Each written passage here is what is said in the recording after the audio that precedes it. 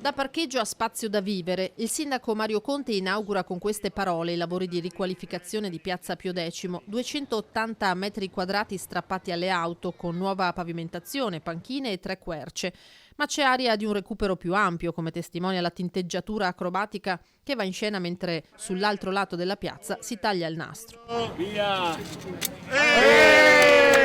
Abbiamo ridato uno spazio ad un luogo di incontro della città che mancava in Piazza Pio X, e un modello del genere, contemplando tutte le necessità, può essere, anzi sarà sicuramente, Piazza del Grano. Questo è un primo traguardo e che sicuramente c'è lo spazio per la buona volontà e le iniziative dei residenti per apportare ulteriori miglioramenti per la vivibilità di questo luogo, di questo quartiere, che non è nobile come altri quartieri del centro storico, ma che sta cercando una propria identità e qualità della vita. Intervento a basso costo, 114.000 euro messo in campo con la collaborazione dei residenti che nel tempo hanno visto la piazza spopolarsi di negozi e servizi.